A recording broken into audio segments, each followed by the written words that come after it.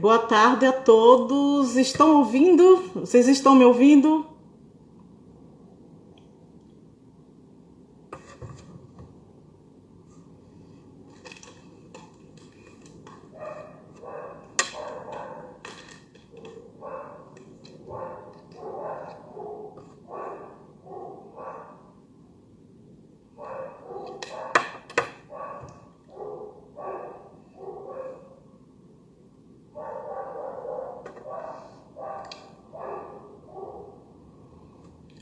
Pronto, vocês estão me ouvindo?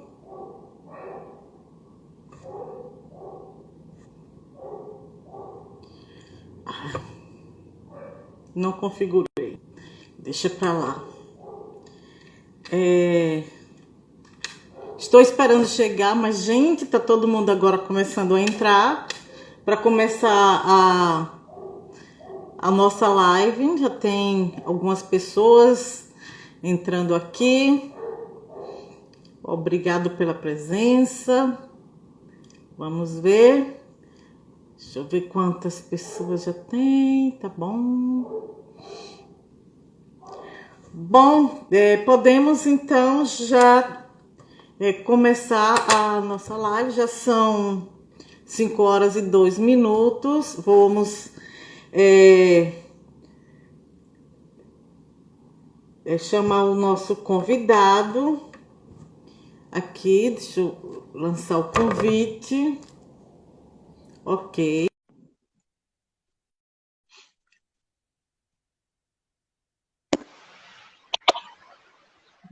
Bom, boa tarde, Sebastião.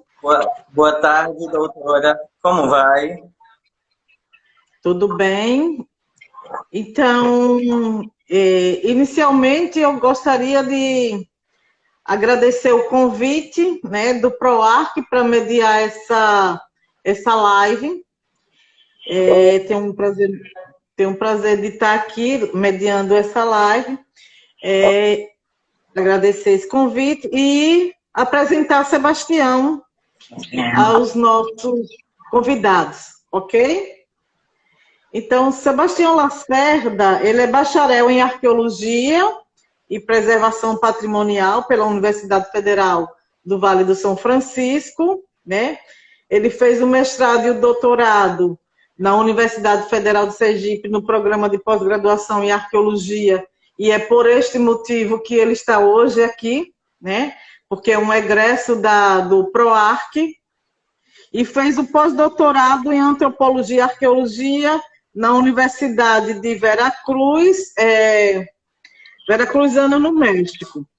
Portanto, o que hoje nós vamos tratar aqui, mais especificamente nessa live, é buscar apresentar os trabalhos de caracterização e classificação da arte rupestre, voltado para a tradição São Francisco, em zonas de fronteiriças entre Sergipe e a Bahia, e buscar discutir os aspectos e os avanços metodológicos nos estudos da arte rupestre regional. Portanto, o que é que o nosso objetivo principal aqui? Como o Sebastião é um egresso da pós-graduação de arqueologia, e eu acho muito louvável que ele venha falar dos trabalhos dele desenvolvido nesse programa, né? O trabalho do seu mestrado e do seu doutorado. E uma coisa que a gente deve deixar também registrado, e eu tenho que dar os parabéns a Sebastião, é que ele foi o primeiro aluno a defender a sua dissertação de mestrado no programa, e foi o primeiro aluno a defender a sua tese de doutorado no programa de pós-graduação de arqueologia. E eu tive o prazer de ser a orientadora dele, tanto no mestrado quanto no doutorado, né? Então, eu gostaria já, de antemão, levantar algumas questões sobre, inicialmente, sobre o seu mestrado, né? Como é esse caminho para você fazer o mestrado na Universidade Federal de Sergipe, no PROARC, e dentro desse programa, quais foram os seus objetivos do seu trabalho e se o seu trabalho alcançou esses objetivos que você tanto buscava na sua dissertação. E, consequentemente, a gente depois parte para o doutorado. Ok. Todo mundo me ouve? Tá tudo tranquilo, professora? Sim. Então, muito obrigado. Primeiramente, muito obrigado, doutora Sueli Amâncio Martinelli. Foi uma grande orientadora, muito rígida, firme nos aspectos teóricos e metodológicos da pesquisa, mas sempre me deu muita liberdade para que eu pudesse caminhar como um pesquisador e ter espaço para construir a minha própria trajetória dentro ou fora do Brasil. Agradeço também ao PROARC, né? Obviamente, pelo convite para participar dessa live. E, inicialmente, professora, descrevendo um pouquinho a minha trajetória, como a senhora bem enfatizou, eu estudei na Univasf, na Universidade Federal do Vale do São Francisco, né, na Serra da Capivara, em São Raimundo Nonato, no Piauí. A minha graduação iniciou-se no ano 2007 e terminou em 2010, certinho, 4 anos. E logo depois eu estava indeciso se eu iria prestar o mestrado para a Federal da Bahia, para a UFBA, o MAI-UFBA, ou se eu iria para o UFPE. Porque normalmente era tradição dos alunos da Univasf seguirem para o UFPE. Só que eu tive a felicidade de enviar um e-mail para a senhora em 2011 e a senhora disse que preste o exame de admissão, se você passar, eu aceito, baseado no seu projeto, tá? Pediu as correções que eram pertinentes e necessárias e eu aceito orientá-lo desde que você seja aprovado no programa de pesquisa. Então, eu saí como jovem nordestino, jovem do interior. Para muitos dos que entraram, tem muitos dos que eu estou observando aqui, são colegas meus, são amigos aqui da minha cidade, são pessoas que do meu convívio. Então, como vocês, eu cresci numa cidade pequena do interior, eu sou de Sobradinho, norte da Bahia, uma cidade com aproximadamente 30 mil habitantes, e a gente tem uma série de dificuldades do ponto de vista estrutural e também do ponto de vista educacional. Então, lograr ir à universidade, prestar uma pós-graduação, no sentido de um mestrado, um doutorado e um pós-doutorado, ainda é um caminho um pouco distante e para muitos jovens aqui nessa região. Então, eu segui para a UFES, prestei o exame de admissão, juntamente com outros colegas, fui aprovado e iniciei o meu projeto de mestrado na universidade, no programa de pós-graduação em arqueologia, no PROARC, que é discutir justamente as fronteiras da subtradição Sobradinho em pintura rupestre. Eu trabalhei no meu mestrado com 11 feições de relevo. O que são feições de relevo, pessoal? São aspectos geológicos, geomorfológicos que compõem a paisagem, que apresentam sítios com pinturas e com gravuras rupestres. Então, eu optei por trabalhar com a zona ou com a área que margeia o lago de Sobradinho, ou com a área daqui que pega Sobradinho, Santo Sé e parte de Campo Formoso. São cidades limítrofes aqui no Vale do São Francisco.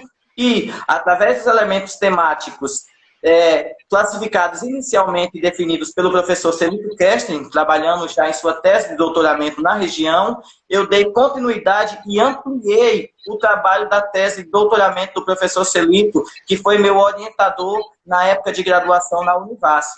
Então, a subtradição Sobradinho em pintura rupestre, pessoal, ela é caracterizada por traços contíguos, umas espécies de zigue-zagues.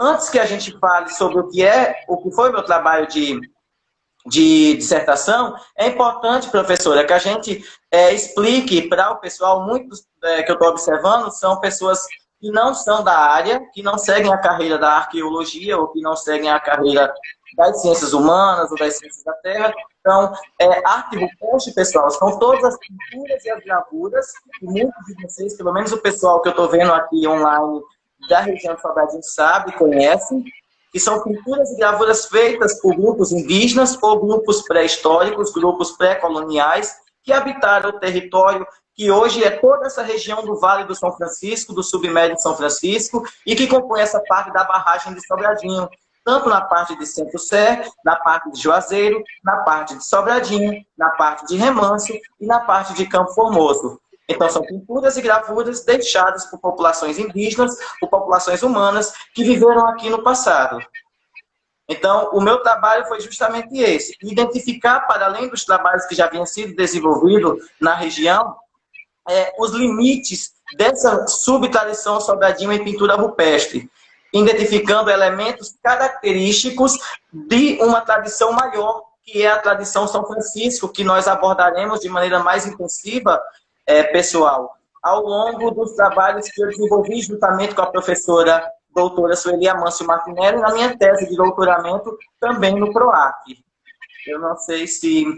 Alguma outra... alguma outra pergunta, professor? Em relação a... Então, o que é que acontece? Como é que se deu esse seu trabalho, né? Como é que você desenvolveu a sua pesquisa? Então, o que foi que você fez? Entendeu a minha pergunta? Entendi, sim. A partir do momento que eu já, na graduação, eu já tinha percorrido boa parte dessa região em projetos de pesquisa, porque eu fui bolsista de iniciação científica do CNPq na Univasf. Então, muitos dos sítios que eu escolhi, ou que eu optei para ser trabalhado, os sítios arqueológicos no mestrado, eu já conhecia, porque já tinha realizado projetos de caracterização, de classificação, junto com o professor Celito Kestin, quando fui seu aluno de graduação e orientando no meu bacharelado. Os desafios foi... Primeiramente, felizmente eu tive a felicidade de ter bolsa, como praticamente todos os nossos companheiros de mestrado, professora, na época, diferente do que ocorre, infelizmente, nos dias atuais, tivemos bolsa de pesquisa, o que facilitou um pouco essa inspeção ou excursão para revisitar muitos desses sítios que eu já conheci em pesquisas anteriores. Então, partindo dos trabalhos que eu já vinha desenvolvendo na graduação, eu revisitei esses sítios, eu comecei um novo projeto de documentação, de caracterização, de levantamento fotográfico, de levantamento arqueométrico, para definir os parâmetros metodológicos nos quais nós iríamos trabalhar a nossa hipótese de onde estariam e quais seriam os limites da subtradição Sobradinho, partindo desses elementos característicos dessa tradição, para tentar, a partir do momento que foi sugerido pelo professor doutor Celito Kestin, na tese de doutoramento dele, defendida no ano de 2007, se esses sítios estavam relacionados a essa tradição São Francisco, a essa subtradição Sobradinho, ou se eles não tinham qualquer relação naquele momento.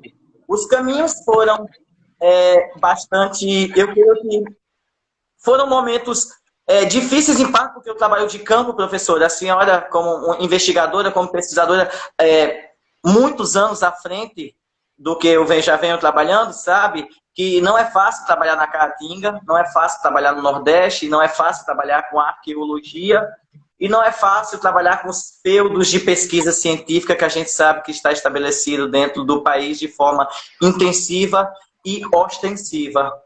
Mas eu creio que foi um trabalho fantástico, porque eu tive não apenas um apoio significativo por parte da senhora, na parte da orientação, como eu tive a coorientação do professor Celito, que justamente me orientou por onde, juntamente com a senhora, poderíamos caminhar para a identificação. Os objetivos principais da minha dissertação de mestrado foram caracterização e diagnóstico do patrimônio arqueológico do submédio São Francisco, caracterizar, inserir ou não, dentro das classificações tradicionais, essa possibilidade dessa tradição e subtradição Sobradinho, que a gente já havia começado a definir, e os limites, baseados nessas 11 feições de relevo, totalizando 26 sítios arqueológicos que a gente trabalhou no mestrado. Ok. Eu estou mais assim, estou querendo deixar mais você à vontade, você não precisa ficar tão preso no que eu estou te perguntando, essa coisa, mas fica mais à vontade, né? E essa trajetória sua do mestrado, ela vem, né, com esse trabalho que eu acho que tinha muito também da sua monografia, principalmente com relação à área que você estava se propondo a estudar, e depois é que você vem aprimorar esse trabalho já no doutorado com uma abrangência muito maior.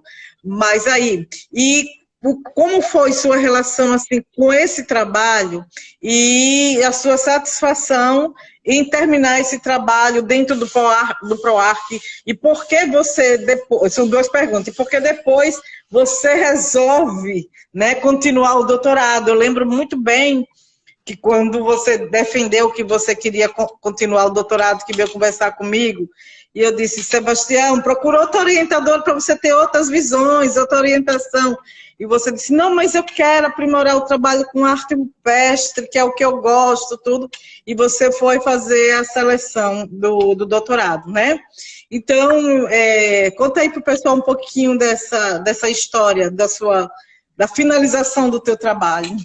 Então, quando, bom, enfim, estar num programa de pós-graduação, um novo programa, nós somos a primeira turma, e também é mérito também, eu não apenas fui o primeiro a defender o mestrado e o doutorado no PROARC, e esse é um mérito nosso, professora doutora Sueli Amâncio Martinelli, mas também era um programa novo, tudo era muito novo e tudo estava em processo de formação. Quando eu optei por ir para a UFS, não apenas eu dosei a questão do contato prévio que eu construí com a senhora, mas também pelo corpus de profissionais e pesquisadores que eu tinha pesquisado no edital. Ou seja, tinham grandes investigadores trabalhando, grandes pesquisadores trabalhando na UFS naquele momento. Então eu disse, quer saber? Neste momento eu creio que para a UFS seja o caminho mais adequado. Foi num período bem feliz da minha vida. Eu ainda era muito molecão, eu creio que ainda sou muito molecão, mas eu ainda era mais molecão ainda. E eu creio que, para além das disciplinas, professora, para além da interação com os meus colegas, porque boa parte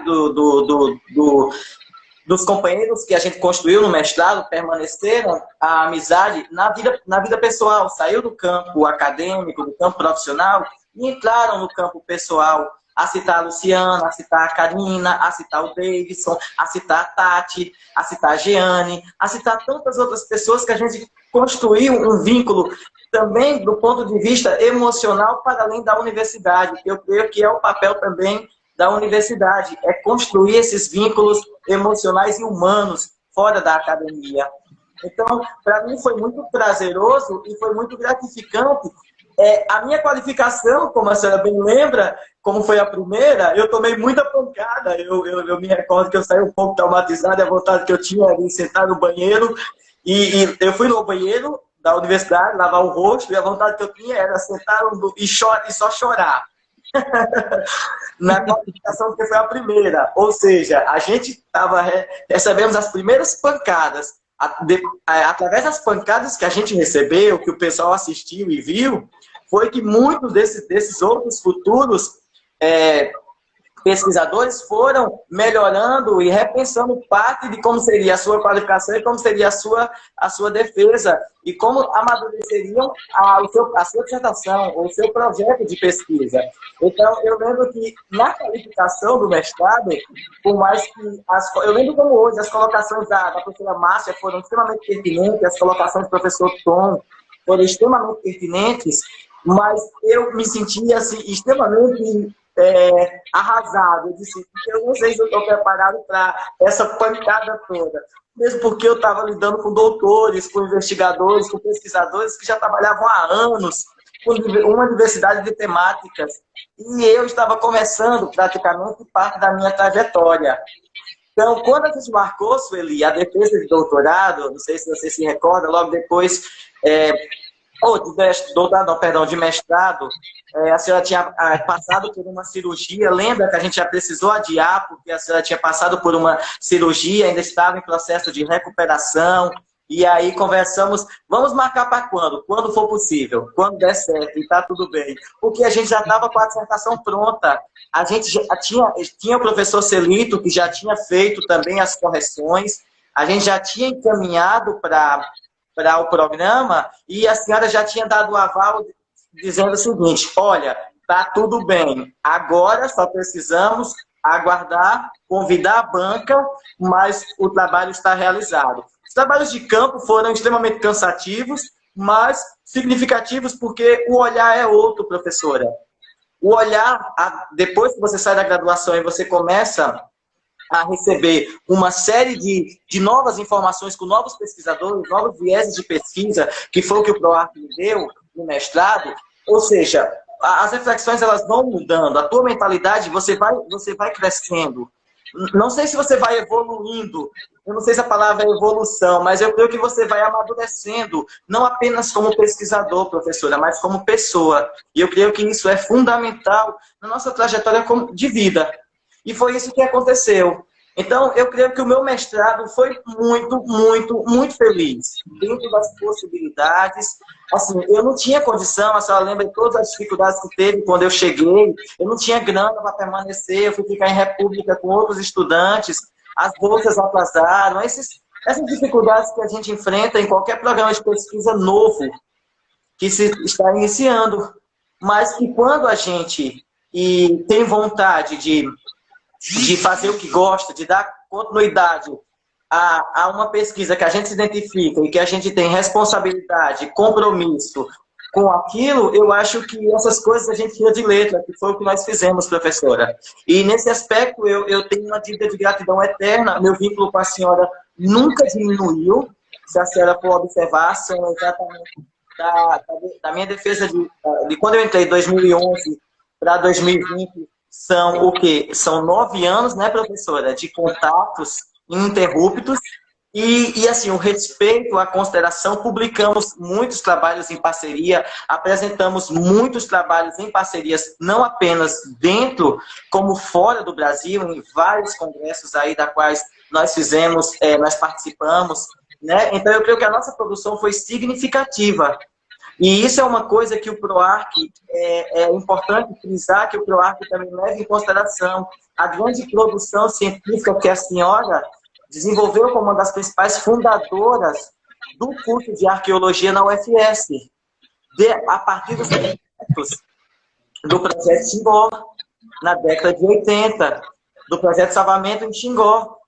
Então, o projeto Xingó foi um dos pontos para se pensar um curso de arqueologia e a senhora foi uma das grandes responsáveis por organizar e galgar, buscar, não apenas organizar, mas um pessoal compromissado, responsável, com credibilidade, como são os pesquisadores que atuam dentro do DARC, Departamento de Arqueologia, e no PROARC, no Programa de Pós-Graduação em Arqueologia. Eu tenho eu creio que uma dívida de gratidão, de respeito e de carinho muito grande, não apenas pelo programa, mas pela senhora, pela forma efetiva, exigente, direta, mas também honesta com a qual conduziu a pesquisa, a minha pesquisa de mestrado e a minha pesquisa de doutorado. E só não foi co-orientadora de pós-doutorado porque estava com outros compromissos, porque senão talvez tivesse assumido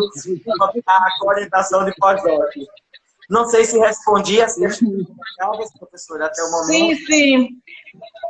Sim, mas eu quero dizer uma coisa. A gente, nós professores, a gente tem o nosso papel, né? Eu não fiz mais do que o papel de uma professora de orientadora que gosta do que faz. Então, isso era o meu papel, fazer esse trabalho, né? Eu vejo que o professor Tom Ferreira está aqui, eu vejo que o professor Albérico também está aqui, não é? Que bom que tem ex-alunos, tem ainda alunos do curso de pós-graduação também, alunos da graduação. Que bom que eu estou vendo esse pessoal aqui, não é? Bom, Sebastião, ainda continuando a tua trajetória aqui no PROARC, né? Você imediatamente no ano seguinte, você já faz a seleção para o doutorado, não é isso? Justamente. Assim que defendi o mestrado no ano de 2013, pouco tempo depois foi aprovado o doutorado e nós prestamos o exame de admissão. Lembro que nesse momento foi aprovado a Karina, a Luciana, eu e e o Luiz Rocha, eu creio que foram os 4 que foram aprovados na primeira turma de doutorado, se eu não me engano, creio que sim. E a partir daí, também partimos da ideia de ser novamente a primeira turma, os veteranos, não apenas do mestrado, mas também os veteranos, tirando o Luiz, os veteranos também no doutorado, na qual eu trabalhei com os sítios de Coronel João Sá, eu dei continuidade aos trabalhos em arte rupestre, em pintura rupestre, só que saí da região do submédio São Francisco, especificamente aqui da região de Sobradinho e Centro-Sé, dessa região aqui do norte da Bahia, e seguir para o noroeste da Bahia, especificamente na faixa de dobramento sergipana, professora, na região de Coronel João Sá, porque eu queria identificar até onde, dentro do território baiano, nas questões limítrofes, até onde estavam presentes elementos desses grupos que dispersaram do tronco cultural da tradição São Francisco e migraram para outras regiões fronteiriças. Não sei se a senhora acha interessante eu falar um pouquinho sobre a tradição São Francisco de pintura rupestre e se acha ou se quer que eu vá logo para o que foi trabalhado dentro da minha tese de doutorado, quais foram os meus objetivos, a minha hipótese, as minhas conjecturas, os meus desafios, as minhas possibilidades. Eu não sei como é que a senhora vê melhor. Não, eu acho que seria, porque como nós temos 1 hora de live, né? A gente já está com 27 minutos, eu acho que seria interessante você falar da sua tese um pouquinho. Eu acho que como essa live, ela tem o objetivo de mostrar onde foi, dentro do teu trabalho, do mestrado e doutorado, que você encontrou esses elementos da tradição São Francisco, esses limites entre Bahia e Sergipe. Eu acho que você poderia falar agora um pouco da tua tese e falar desses limites que foi que você, no final disso tudo, né, do mestrado e do doutorado, qual a conclusão que você chegou com relação a esses avanços metodológicos que você tanto fala, né, que você utilizou aí no teu trabalho. Então, primeiramente, a gente tem uma diferença muito grande do ponto de vista tecnológico e metodológico do que a gente trabalhou no mestrado e do que a gente trabalhou no doutorado. Quando a gente trabalhou no mestrado, a gente já não utilizava, a gente já não tinha, ou nós não tínhamos ainda, alguns softwares, alguns aplicativos e alguns programas de melhoramento de imagens. Ele lembra que a gente comprou o Decorrelação Externa da equipe americana que pesquisava a arte rupestre, John Herman, no Texas, na Universidade do Texas, e lembra que a gente adquiriu no final do meu mestrado esse software, na qual permitia o melhoramento das fotografias de arte rupestre. Porque o que acontece? Muitas vezes a gente chegava no sítio arqueológico, a gente fazia as fotografias, e essas fotografias, devido a uma série de fatores, sejam fatores ambientais, sejam fatores de luz, exposição ao sol, exposição à chuva, fatores degradantes, eles impediam a qualidade da fotografia. Muitos elementos já estavam bastante deteriorados ou bastante apagados. E essas imagens não saíam nas fotografias como nós gostaríamos. E que mesmo que a gente utilizasse softwares como Adobe Photoshop, como CorelDRAW, eles não, em alguns momentos, não forneciam determinadas informações que nós necessitávamos. Então, do ponto de vista metodológico, do ponto de vista técnico, o avanço tecnológico de aplicativos e de software foi um ponto significativo. Outra coisa que nós podemos citar, que foi um grande diferencial, o uso de drones na tese de doutoramento. Eu não pude levar vocês, todos os membros da banca, os 6 membros da banca, até a região de Coronel João Sá, área limítrofe aqui, faixa de dobramento sergipana, na fronteira entre Carira, dentro de Sergipe, e Coronel João Sá, que está dentro da Bahia, no noroeste da Bahia. Como eu não pude levar a banca toda, na verdade, até os sítios arqueológicos que eu trabalhei, então eu trouxe os sítios arqueológicos através daqueles vídeos, aquele 3D, toda aquela reconstrução que nós fizemos, que eu apresentei também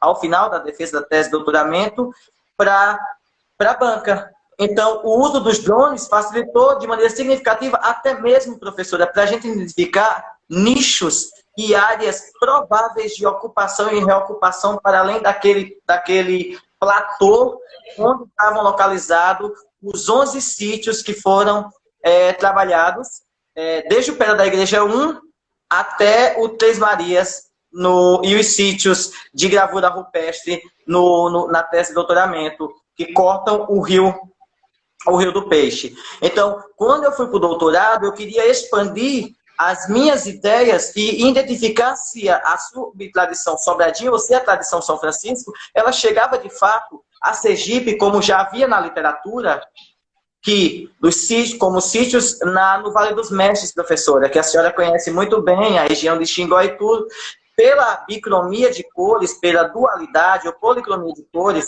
a presença de mais de uma coloração no tipo de pigmentação, fazia com que a gente repensasse se a tradição São Francisco, que o professor André Pru já falava que ela está presente em toda a região de Minas Gerais, de Bahia, de Goiás, de Mato Grosso, e que ele se expande e chega até o Vale de Mosque, na Bolívia, olha a extensão territorial que essa tradição, que foi classificada, sugerida pelo professor André Pru na década de 80, para classificar esses conjuntos gráficos em Minas Gerais, no Vale do Peruaçu, e que a gente encontra amplamente distribuída, e aí depois trabalhada pelo professor André Snag, trabalhada pela professora Loredana Ribeiro, trabalhada pelo professor Celito Kess, trabalhada por nós, que eu digo, por a senhora, por mim em particular, e por tantos outros investigadores. Então, eu queria identificar se na região de Sergipe, nessa fronteira entre Bahia e Sergipe, já que os limites que eu cheguei, da Bahia até Jeremoabo, alcançavam a tradição São Francisco. As pinturas em Jeremoabo, onde foram os limites praticamente da minha dissertação do mestrado, apresentava elementos da tradição São Francisco e apresentava elementos da subtradição Sobradinho. Ora, se até aqui nós temos elementos significativos, então por que nós não podemos expandir para ver a possibilidade de migração? Por isso, a proposta de trabalho e a proposta do título dessa apresentação, professora, desculpe, corredores de idas e vindas de grupos humanos da tradição São Francisco. E foi isso que eu fiz. Quando eu optei por trabalhar com o Coronel João Sá, a senhora se recorda muito bem que a gente já trabalhava com a região de Coronel João Sá, a convite do Kelton Rômulo, historiador, foi seu aluno também de graduação, iniciou o mestrado lá, era da região. Em 2011, ele convidou a gente para caracterizar e documentar os sítios da Pedra da Igreja. No primeiro ano, professora, a senhora se recorda disso, porque eles estavam enfrentando um grande problema, que era as pedreiras.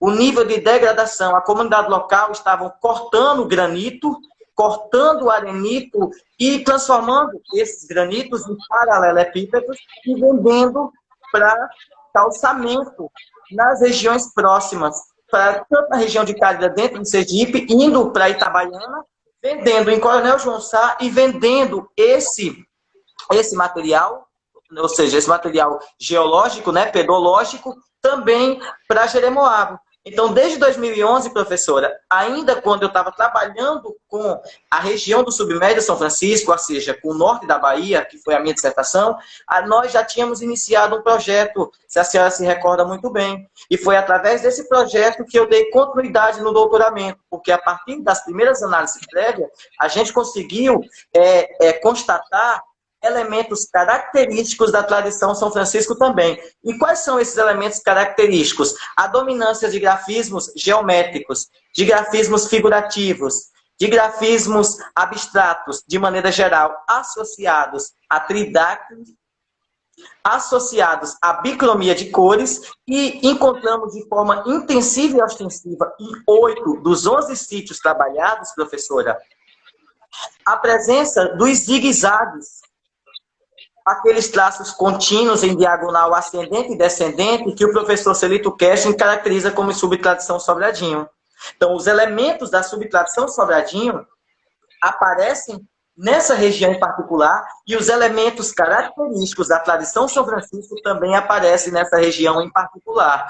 Então, eu optei por trabalhar com a abordagem da arqueologia ambiental, da arqueologia ecológica, associada aos estudos de conservação, que a senhora, por sugestão da senhora e do professor Albérico, eu me recordo muito bem, o professor Albérico, se estiver ainda online na live, paguei uma disciplina com o professor Bérico, eu paguei a disciplina de... Na verdade, eu paguei as disciplinas de arte rupestre todas contigo, na época do mestrado, e paguei, ou realizei, paguei, é meio estranho, né? Realizei as disciplinas de arqueologia, arqueofauna e arqueologia ambiental com o professor Albérico. E muitas das reflexões que nós tivemos em aula, em classe, na época do doutorado, fizeram com que eu melhorasse a minha abordagem e o meu olhar para os sítios arqueológicos e a implantação deles na paisagem. Porque nós temos uma diferenciação quando nós falamos de arqueologia da paisagem, arqueologia ambiental e associada à arqueologia ecológica. E foi muito das reflexões e das discussões com o professor Albérico que levaram nós, em parceria, a senhora e eu, a convidá-lo a participar como co-orientador da tese de doutoramento, como foi realizado. Então, os elementos característicos da tradição São Francisco, desculpe, porque não sei se está passando barulho, é porque está passando um carro de som, cidade pequena é assim, é uma loucura. Os carros de som passam para cima e para baixo fazendo divulgação, me perdoem. E nós identificamos nos 11 sítios os elementos característicos, que era essa associação, essa policromia e essa bicromia de cores. O sítio Toca dos Índios, que é uma toca fantástica, com piso de ocupação, que eu sempre disse para a senhora que a gente precisa escavar, a gente precisa de dinheiro para realizar uma escavação naquele sítio, porque o potencial dele de pesquisa, Sueli, é fantástico. Não apenas pelo nível, pelo tamanho e pelas sucessivas momentos de prática de realização da arte rupestre. Se a gente for partir das análises de cronoestilos, de cronoestratigrafia, foram diferentes, sucessivos eventos de realização de pinturas. São vários momentos diferentes sendo pintados com colorações diferentes. Então nós temos lá o vermelho em dominante, nós temos o amarelo em dominante, e nós temos o branco também dominante. E isso são elementos característicos que fazem com que a gente pense a possibilidade de se trabalhar futuramente. Para além dos sítios de arte rupestre, que eu digo de pintura, professora, nós também identificamos 2 sítios de gravura rupestre, que foi o Toca da Chaleira 1 e 2, e o Gravura 1 e 2, que está do outro lado do Rio do Peixe, do Complexo Rupestre. Por que nós chamamos Complexo Rupestre? Justamente pela complexidade, professora. Você tinha sítios separados a 800, 900 metros um dos outros. Você tinha um grande Inselberg, que era uma espécie de um soerguimento da rocha granítica, que ocorreu provavelmente por volta do Pleistoceno, por volta de 90 a 100 milhões de anos. E você tinha uma vasta quantidade de material lítico, professora, espalhado não apenas na estratigrafia do rio, durante as primeiras inspeções que nós fizemos, durante as várias sucessivas atividades de campos que nós realizamos. Isso está tudo documentado na tese de doutorado. Nenhuma intervenção arqueológica foi realizada, é bom que isso deixe bem claro, porque não era o foco do trabalho.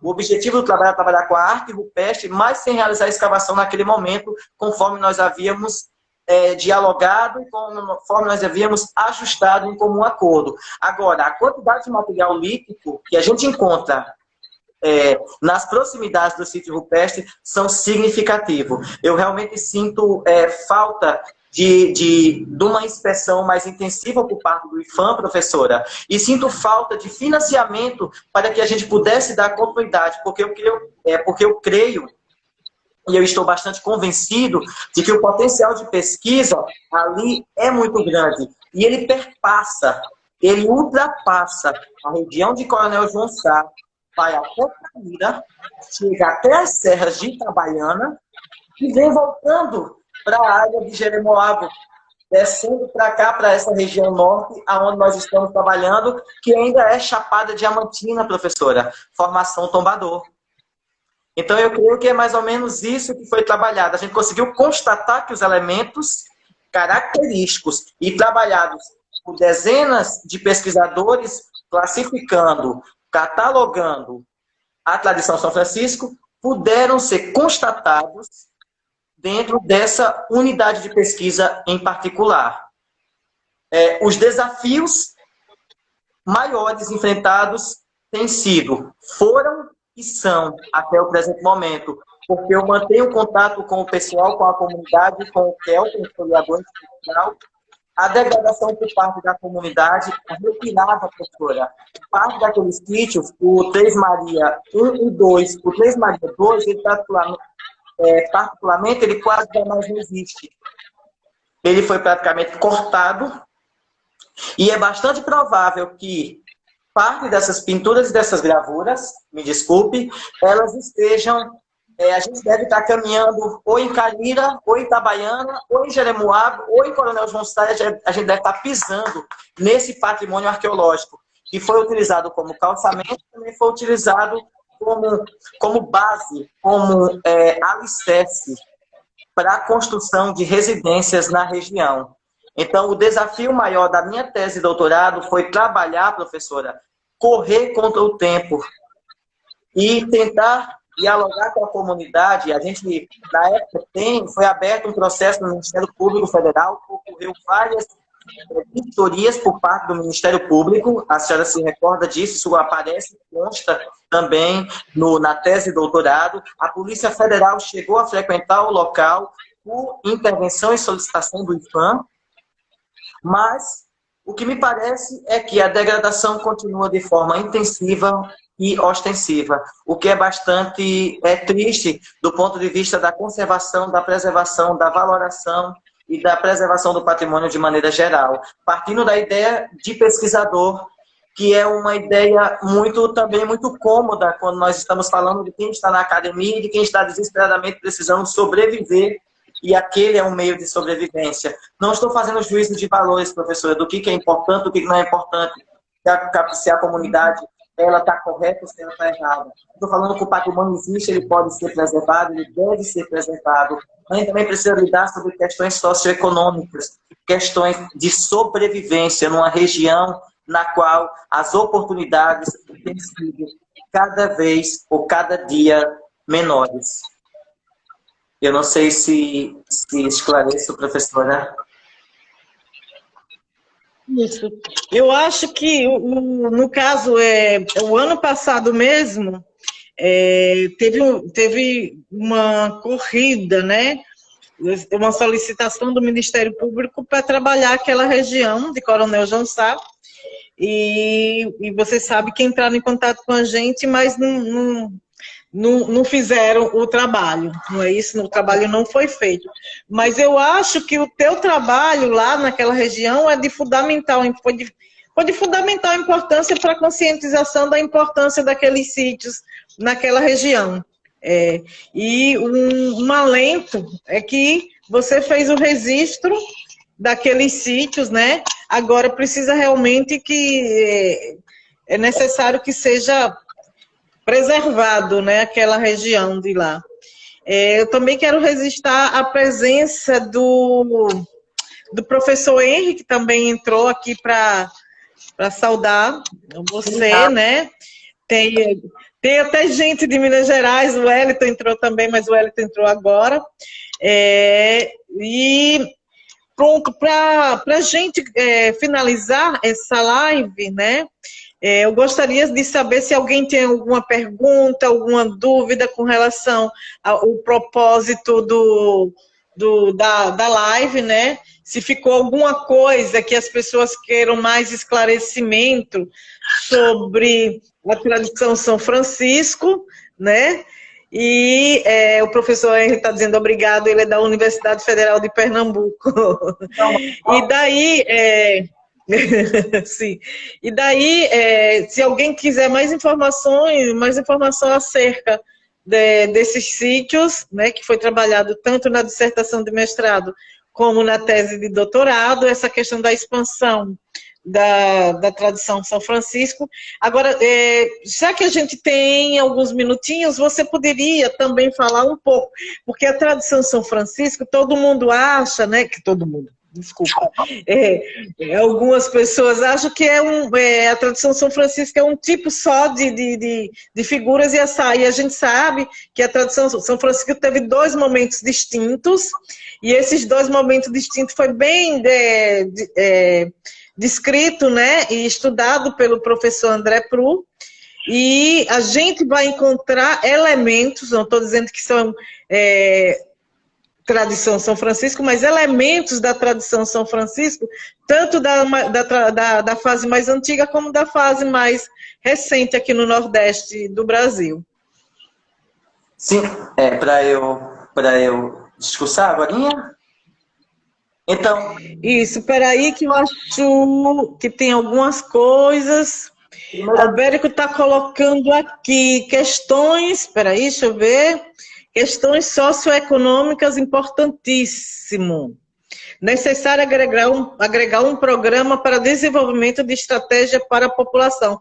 Ah, ele tá se referindo ao que você colocou sobre a retirada de material, né, de pedras daquela região, né, para poder construir, para fazer paralelepípedo, essas coisas, que a gente vê em toda a região Nordeste, vários lugares com a retirada de pedra para fazer paralelepípedo, e na Bahia mesmo, extração de quartzo rosa, né, aquela coisa toda.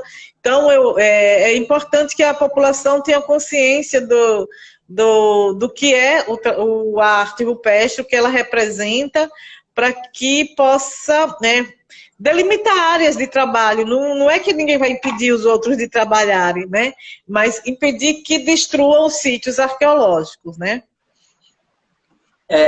Primeiramente, eu gostaria de agradecer a colocação do professor Albérico. É sempre muito bacana poder falar, ver que o professor Albérico está acompanhando. Agradecer especialmente, professor, o professor Henry, porque agora eu pertenço também ao laboratório deles de arqueometria, sou pesquisador colaborador agora no laboratório do professor Henry e equipe na Federal de Pernambuco. A gente já começou uns trabalhos bacanas, inclusive com os trabalhos na região de Coronel Junsá, a possibilidade de se trabalhar com a parte de arqueometria aplicada àqueles sítios.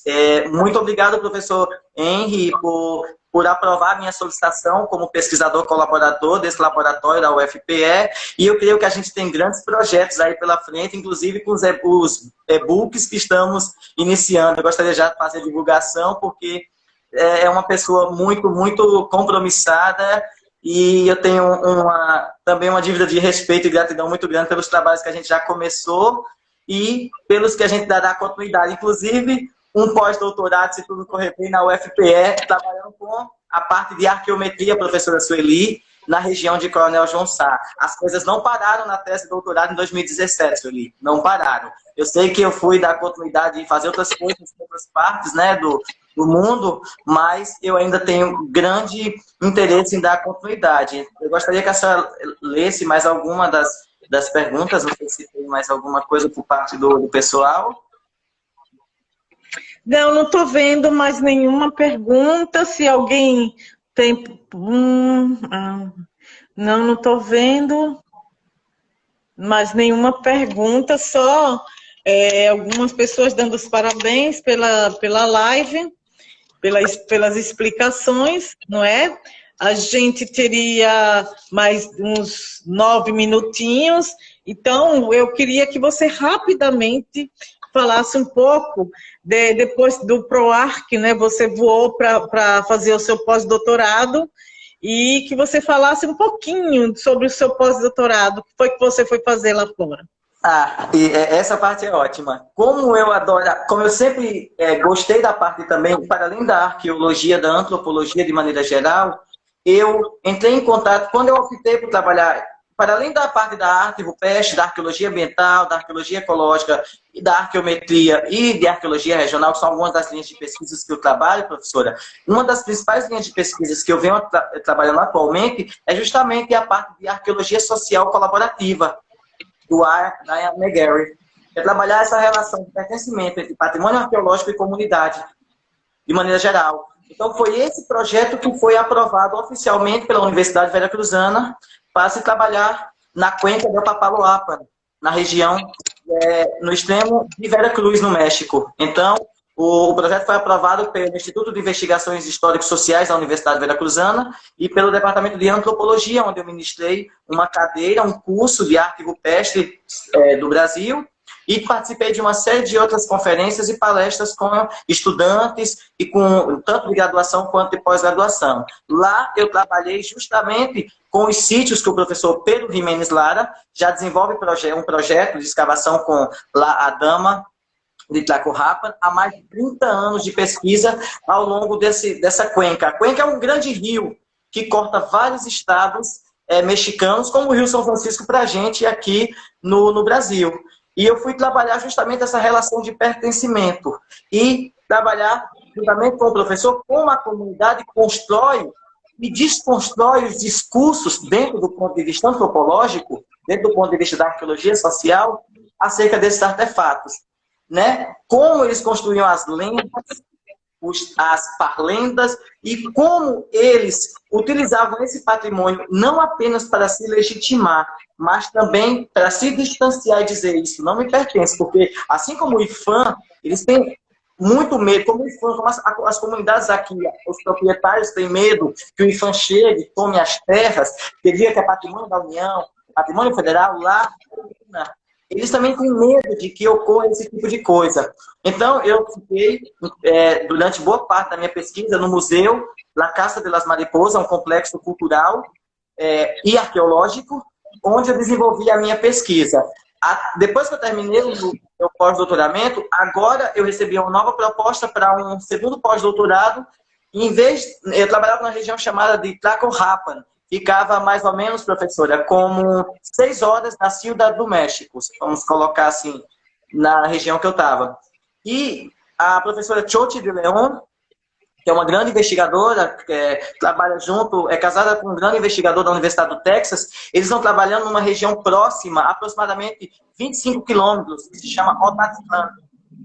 E eles estão com um grande projeto, inclusive é uma região tombada, patrimônio cultural da Unesco, e eles estão com um novo projeto, e aí eles me convidaram para a possibilidade da gente ampliar o meu projeto de pesquisa nesse pós-doc. Então, a possibilidade de um novo pós-doutorado para 2021 no El Colegio de Veracruz, que é um outro grande centro de pesquisa científica e pós-graduação em arqueologia, antropologia, sustentabilidade e desenvolvimento. Agora, como eu disse para a senhora, eu estou só esperando a autorização, que eu digo, a situação melhorar na pandemia, que todos nós enfrentamos, assim como a senhora e muitos outros investigadores, para eu viajar para Pachacamac, né, que é no extremo norte do Peru, para participar dos trabalhos de escavação nesse grande templo, que é um santuário. A minha solicitação foi aprovada de escavação, e também com o professor Giuseppe Orefice, da missão italiana, para a escavação em Nazca, no Peru. Então, eu tenho esses dois projetos de colaboração que eu devo estar indo a qualquer momento realizar. Eu estou esperando a pandemia diminuir para eu decidir se eu retorno para o México, professora, se eu vou para Pachacamac, no norte do Peru, ou se eu vou para Nazca, para trabalhar nessas novas áreas de trabalho, aprendendo um pouquinho mais de uma arqueologia diferenciada do que se é trabalhado dentro do Brasil. Ok, Sebastião, perfeito. Estava cortando um pouquinho sua fala, mas deu para entender.